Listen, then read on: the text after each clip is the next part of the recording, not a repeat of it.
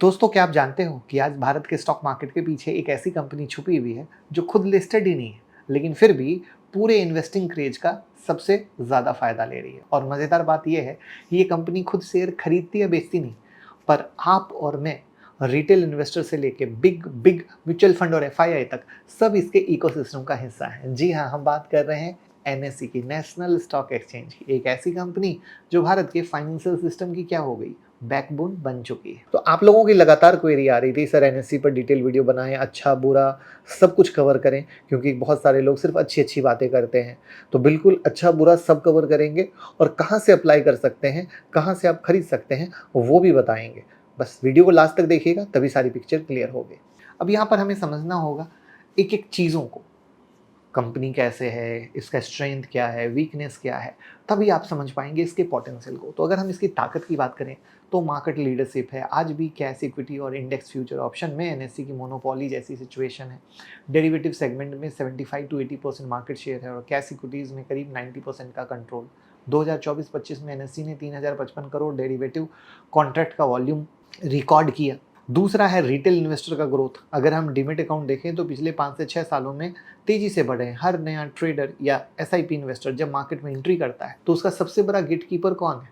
NSC है।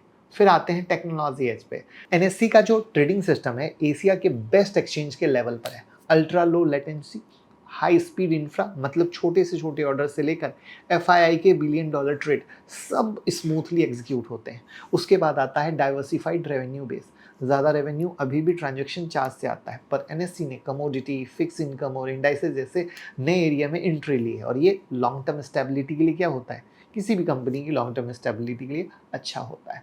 तो सोचिए कि जब हर नए इन्वेस्टर का ट्रेडिंग स्लिप, हर एसआईपी, हर डेरिवेटिव का वॉल्यूम इस एक्सचेंज के थ्रू होता है, तो एनएससी क्या हो रहा है, कमा रही है पैसे, राइट।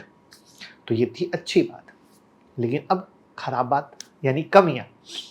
तो सबसे पहला जो मेजर कमी है वो है रेगुलेटरी का डिपेंडेंसी। सेबी अगर वीकली एक्सपायरी हटा दे तो, या लॉट साइज चेंज कर दे, या मार्जिन नॉर्म मॉडिफाई कर दे, तो एनएससी के रेवेन्यू पर तुरंत असर पड़ता है। यानी बिजनेस बहुत ज़्यादा पॉलिसी ड्रिवन है, राइट। उसके बाद अब यहाँ पर एक चीज़ ध्यान है, एनएससी का जो है मेजर पैसा आज भी डेरिवेटिव वॉल्यूम पर डिपेंडेंट है, जो कहीं से अच्छी बात नहीं है। लिमिटेड ग्लोबल प्रेजेंस है, और जब global exchange multi country operate कर रहे हैं तो एनएससी क्या है, इंडिया तक लिमिटेड है। गिफ्ट निफ्टी एक शुरुआत है, पर ग्लोबल एक्सपोजर अभी भी छोटा है। तो ये क्या हुआ, रिस्क ही तो हुआ ना। अब हम बात करते हैं अपॉर्चुनिटी यानी मौके की। तो इंडियन मार्केट ग्रोथ की बात करें तो इंडिया का market cap to GDP ratio अभी भी डेवलप्ड नेशन से कम है। मतलब इक्विटी काफ़ी ग्रो हो सकती है, और एनएससी इस बूम का काफ़ी डायरेक्ट बेनिफिशियरी फायदा ले सकता है। उसके बाद है राइजिंग और रिटेल पार्टिसिपेशन। हर महीने लाखों डीमेट अकाउंट खुल रहे हैं।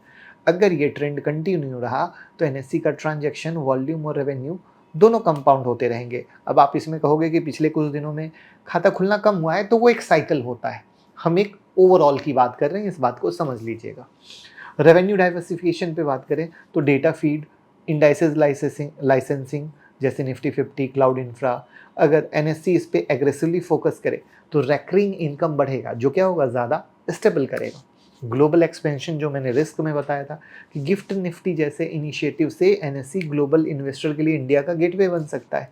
अगर एग्जीक्यूशन सही रहा तो एनएससी की क्या होगी, विजिबिलिटी दुनिया भर में बढ़ेगी। तो अब मौके के बाद आता है चुनौतियाँ। चुनौतियों में रेगुलेटरी रिस्क को हम हटा नहीं सकते, उसको सबसे पहले रखेंगे, क्योंकि सेबी के नए रूल जैसे clearing corporation, stake dilution, weekly expiry पर इंटरवेंशन, ये सब अर्निंग को इम्पैक्ट करते हैं।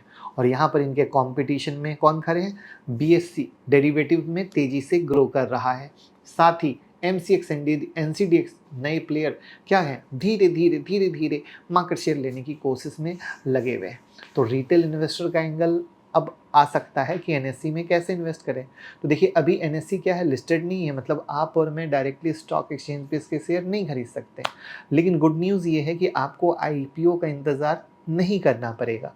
इनक्रेड मनी ऐप के थ्रू आप एनएससी के लिस्टेड शेयर में इन्वेस्ट कर सकते हैं। यहाँ पर जो अच्छी बात है वो है no brokerage, no hidden fee, expert support team, minimum investment भी छोटी है, कंप्लायंस प्रॉपरली फॉलो कर रहे हैं, याद ये रखिएगा कि अनलिस्टेड शेयर की लिक्विडिटी कम होती है और लिस्टिंग के बाद 6 मंथ का लॉक इन पीरियड होता है, लेकिन वही अर्ली मूवर का या अर्ली एंट्री का एडवांटेज है।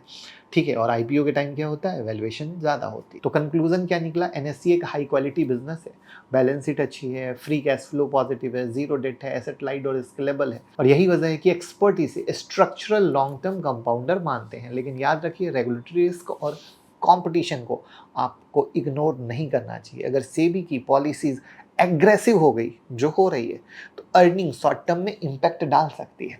यानी देखिए, मैं जब भी एनालिसिस करता हूँ पूरा सच का सामना आपके साथ कराता हूँ। तो आपको क्या लगता है, एनएससी एक बेहतरीन कंपनी है या फिर रेगुलेटरी चेंजेस उसकी ग्रोथ को स्लो कर देगी? आपके ओपिनियन कमेंट में जरूर शेयर करें। और अगर आपको एनएससी और चेन्नई सुपर किंग जैसे अनलिस्टेड शेयर में इन्वेस्ट करना है तो इनक्रेड मनी ऐप डाउनलोड करना मत भूलें, लिंक डिस्क्रिप्शन में।